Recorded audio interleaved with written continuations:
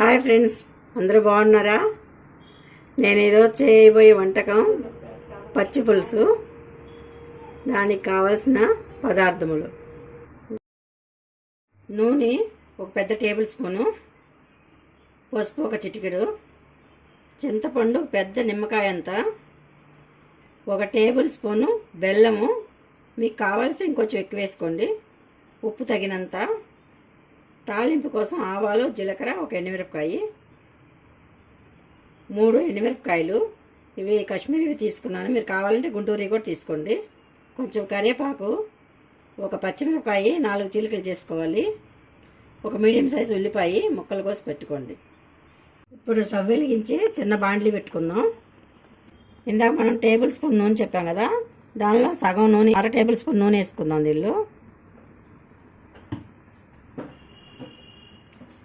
ఈ 3 ఎండుమిరపకాయలు వేపుకోవాలి.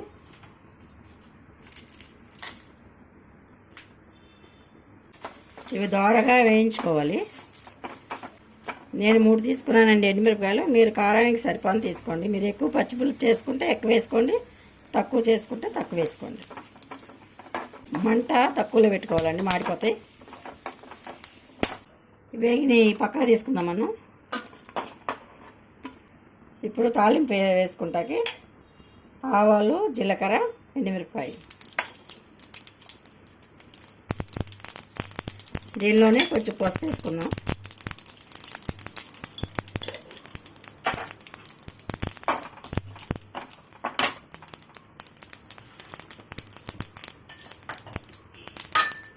దీనిలోనే కరివేపాకు, పచ్చిమిరపకాయలు, ఉల్లిపాయ. ఇది కొంచెం ఒకసారి ఇలా తిప్పేసేసి స్టవ్ ఆఫ్ చేసేసుకోవాలండి. ఎక్కువ వేగనీయకూడదు. ఇట్లా చేస్తే కొంచెం పచ్చితనం పోతుంది.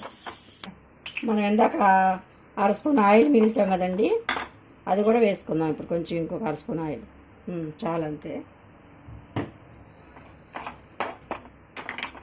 ఇంకా స్టవ్ ఆఫ్ చేసుకున్నాం. ఈ చింతపండు ఇలా పిసుక్కుని మనము ఈ పులుసు ఎండుమిరపకాయల్లో పోసుకోవాలి. మొత్తం బాగా పిసుక్కుని గుజ్జంతా ఎండుమిరపకాయలు పోసుకోవాలి.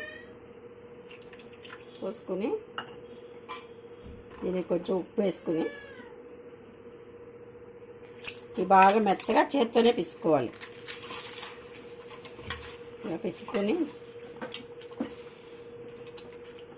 ఉప్పు వేసుకుని పిసుకోవటం వలన ఎండుమిరపకాయలు తొందరగా మెత్తగా అవుతాయి.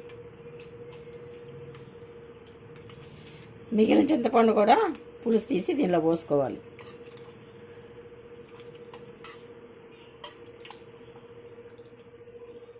ఇవి మనం చేత్తోనే నలుపుకోవాలండి, మిక్సీకి అంతా వేసుకోకూడదు. మిగిలిన చింతపండులో నీళ్ళు పోసి మళ్ళీ పిసుకుని పోసుకోవాలి. ఇంకా అట్లా ఇది పోసుకున్నాక మీకు నీళ్ళు ఎంత కావాలో అడ్జస్ట్ చేసుకుని మీ ఇష్ట ప్రకారం పోసుకోండి. ఇప్పుడు మళ్ళీ ఉప్పు కొంచెం వేద్దాం. బెల్లం నేను 1/2 స్పూన్ మీరు వేసుకోండి, నేను 1 స్పూన్ వేసుకుంటున్నాను.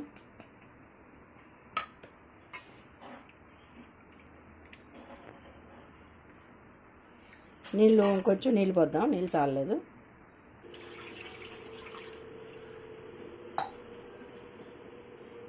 మనము తాలింపు వేసుకుని పెట్టుకున్నాం కదా ఉల్లిపాయ, ఇవి దీనిలో వేసేద్దాం. ఇప్పుడు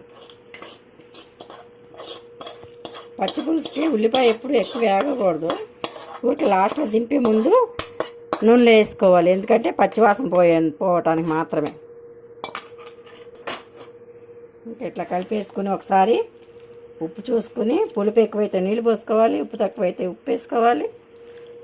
మీ రుచికి తగ్గట్టుగా ఇంకా దీన్ని లాస్ట్లో తయారు చేసుకోండి. కొత్తిమీర నా దగ్గర లేదు కాబట్టి వేయలేదండి, మీరు కొత్తిమీర ఉంటే వేసుకోండి. పచ్చి పులుసు రెడీ అయిపోయిందండి.